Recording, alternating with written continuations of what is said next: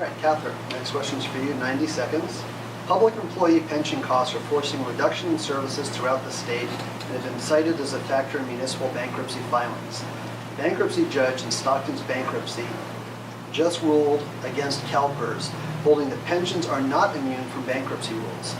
What do you think should be done to address the public pension issues and cities' reliance on bankruptcy to solve their problems? Sure, and this is an area where we, again, support different policies for how to approach this. We have about 3,000 public employee pension funds in California, and they're underfunded to the tune of $340 billion. The teachers' pension fund alone is underfunded $22 million a day. That's debt that we're racking up, and you end up with bankruptcies and the ability to cut back on pensions if you don't solve the problem now. I support bipartisan pension reform, first starting with a measure that was promoted by a Democrat from San Jose, Chuck Reed, and a Republican, Pete Constant, that would allow our local pension funds to restructure their pension plans going forward. So not taking away benefits that were earned in the past, because those are earned benefits and we need to abide by those, but restructuring their pension plans with flexibility so that they're more sustainable plan, the employee can actually have the pension when it's time to retire, and the community can afford them so they don't have to cut back on fire and schools and library and police. And that's reform that we actually absolutely have to promote. If we don't do it, our local governments won't have the flexibility to have pension reform. There's other reforms we need to make. Many of our pension boards have a built-in conflict of interest where the majority of the people who serve on the board and decide what the pension benefits will be are recipients of the pension. That's something that doesn't necessarily mean there is bad things going on, but it's an appearance of conflict of interest, and we need to bring more balance to that. And we have to have more actuarial standards and financial skill on our pension boards as a requirement. So those are three areas that I strongly support, especially that pension reform at a bipartisan level. Yeah, this is one of my crowning accomplishments as mayor. When I became mayor in 2008, our employees were only paying 1% of their employee costs of their pensions. Now they're paying their full percentage, their full cost, plus nearly half of the city's cost for pension. The reality is this, it's simple math, is you have to have pensions that are sustainable and employees have to pay their share. And you're not going to deal with that debt overnight, but over time, as employees make their full contribution, and that's one of the areas that I was able to approach our employees with credibility and saying, look, for long-term sustainability, this has to happen in order for the defined benefit to be there. And our employees accepted that because they understood that partnership. So that's one of the things that has to happen at the state level. The real unfunded liability that I'm concerned about is STRS. Because STRS is where you have the legislature that for over a decade took a pension holiday. When times were rough, they weren't making their contributions to STRS. When times were rough, I didn't get to take a mortgage holiday. Neither did any of you. We had to pay every month. But the legislature went over a decade not making contributions. Well, that balloon becomes a balloon debt that's going to cost all of us in the end. And it's not very popular with my teacher colleagues, but I tell them when it comes to STRS, we as teachers have to pay a larger share if we're going to have this benefit at the end. And also the school districts have to contribute a larger share as well. There's three pillars to the stool, and everybody has to contribute more to make up those costs. Thank you. Tim, next question is for you, and it actually leads into what you just addressed. Over the last 2 years, this is 90 seconds, over the last 2 years, California has moved to fix its pension problems. However, in addressing teacher pensions, a mechanism was included in the law so that if the state is forced to provide additional education funding to help schools make their pension contributions, the entire funding plan terminates. School districts will see their contributions increase from 8.25% of payroll to 19.1% over the next 7 years. How can districts stay solvent when the state will not provide additional funding but has mandated that each district's contributions more than doubled? Yeah, and it's a larger issue that the state a lot of times does, is the whole issue is unfunded mandates. I mean, I've certainly seen it in my capacity as mayor where you have a lot of these unfunded mandates. So I think the state has to make those contributions to help support the districts, and it has to get phased in over time, because you're right, go from 8% to 19%, that'll blow up anyone's budget, that be it a business, be it a school district, be it a personal household income. You have to phase that in over time, and I think the phase-in period is long enough, but the state certainly has to help support that so districts don't have that overall burden, because if those burdens become too great, ultimately, you're going to end up making cuts to programs that impact students, and that's where you have to be careful. So I think the state, if we're going to solve the problem, be it with PERS or with STRS, the state has to, get serious about its contributions in order to help make up those shortfalls. Catherine. going to use a little bit of my time to go back to the last question as well and also answer this one.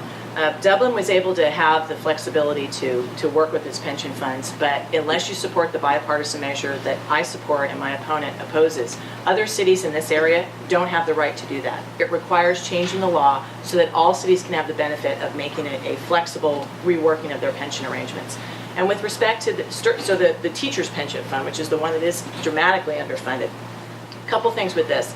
The first is, again, it's the state government mandating to our local communities, and particularly our local school boards, what they're allowed to save their money on and how they're allowed to spend it. And it is completely burdensome on our local school boards to have that kind of jump in their pension costs at the same time that we're telling them you're not allowed to save the money that you need to in order to survive economically. I can't emphasize enough how important it is to do more than just talk about local control, but to actually support the policies that will allow our school districts to be solvent. If we have a cap on the amount of money they're allowed to spend, this pension issue will be 10 times worse for them, and we need to get out of their way and allow them to manage their budgets the way they need to. There's only 3 school districts in the state of California that have particularly high reserves, very high. They're small ones, and they're ones that know that if you have one student over the course of the year who might need special needs that the school district has to pay for out of the school system, that could blow your whole budget. And so we need to get out of the way with the unfunded liabilities for our local school boards and make sure that they have the resources needed so that they can do all the financing they need to do. And more mandates from Sacramento isn't the solution. Thank you. All right, next one, the question to Catherine. This is the last question kind of on pensions and retirements, 90 seconds. A recent report estimates that within 35 years, retired public employees' health care benefit costs will exceed the amount of the entire state budget. Pension reform bills have not addressed retiree health, which is estimated at $64.6 billion more than the state has set aside over the next 30 years. Contrast that to the $45.5 billion shortfall in CalPERS over the state time. What needs to be done to stave off the health care crisis in California? Yeah. And I'm going to sound slightly like a broken record, but it is a solution that we have to have. We have to be able to allow our local pension boards to redesign their entire pension plan, not just the salary support that a recipient will have, but these healthcare costs. And those are considered other personnel benefits that they receive. And that's something that we can't do unless we redefine what a pension plan is in California and provide that flexibility to our local pension boards. Current law does not, it's a constitutional provision, does not allow our pension boards to have that flexibility. And if we don't change that through a proposition, again, that was supported by Pete Constant and Chuck Reed, coming up on the ballot, and we have to have legislators who are willing to fight to make sure it's on the ballot for us to approve as a constitutional measure, we're not going to see a solution to this problem, including the health care costs. And so I think, again, one of the #1 things we need to do is stand tough and fight for that legislation and make sure that it gets on the ballot so that voters have the ability to vote on it and we can change our Constitution. Because right now we have an unsustainable situation, and it's going to threaten the health of all of our local communities.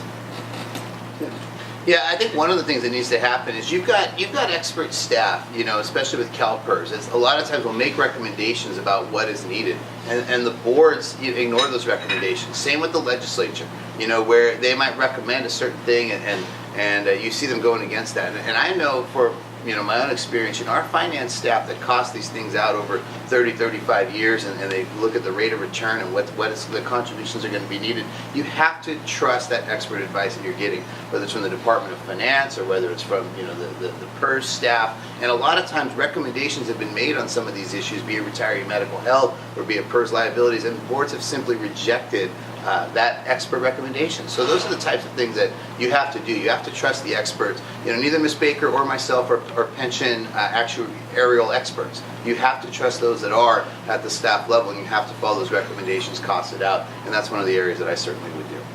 Thank you. Tim, next question is for you, 90 seconds. What is your opinion of the One Bay Area plan and its housing element that takes local control for making housing decisions and puts them into the hands of state and regional agencies? Yeah, I always oppose one Bay Area. As a mayor of Dublin, it was something that, we fought multiple times, some of the concerns. And again, we're a city that has built the housing. We built it at a variety of income levels, and we've done that by design, and we've done that because that's a decision that we made at the local level. And one of my concerns about One Bay Area is it doesn't take into account the local constraints of local communities, the local needs, the local desires of local communities. And I've seen firsthand how this has played out, because then transportation dollars are tied to the plan. So in the past, in the Tri-Valley, where the cities of Dublin, Pleasanton, Livermore, we get a larger part of the fund. A lot of that money is now being shifted to Oakland and Berkeley because they're meeting some of the elements that are in the One Bay Area plan. So I have really strong concerns about that, and I think it's something that I've voiced repeatedly over. You have to allow local communities to meet the local needs the way they see fit. I think we should completely withdraw the state mandates on our local communities for what their housing elements have to be, where they have to zone, and how much density they have to zone. I believe that our local city councils and boards of supervisors, who are elected by us and accountable by us and have skin in the game in our own communities, are the ones who should be making those decisions and be accountable to us for it. Right now, what happens in Sacramento is they tell our local communities you have to have this much housing and this much density, and if you don't, you're not going to get any transportation funding. So I don't actually support just doing a strongly worded letter saying how much you don't like One Bay Area plan. I think we should change it. We shouldn't have an intergovernmental agency that isn't accountable to the people in the community whose lives they are affecting, making those decisions about what housing is in our community. And Dublin is actually a perfect example of this. We both live in Dublin. Someone from Dublin is going to represent this community. And Dublin's a perfect example of how it's going off the rails. We've had exponential growth in Dublin, high density, stack and pack. Look at Eastern Dublin, our beautiful town, and the schools are overburdened.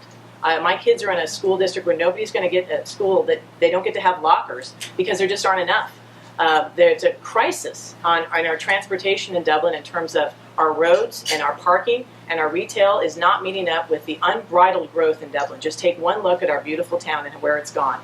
And if you want someone who's going to fight against that and the mandates from the state that communities have to embrace that kind of housing, you have to have someone who believes it and will do more than a strongly worded letter and actually opposes the legislation from the state. Thank you. Next question is for Catherine, 60 seconds. California has some of the most strict asset forfeiture laws in the country.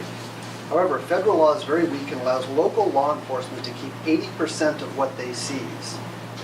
Over an 8-year span from 2000 to 2008, this has allowed California law enforcement personnel to seize over $300 million in assets that might not otherwise have been taken under California law. Should the legislature pass rules governing federal asset seizure cooperation by local state police agencies? Well, I think there's probably a couple of different jurisdictional areas here. And the important thing is to ask is, what is the state's role in this?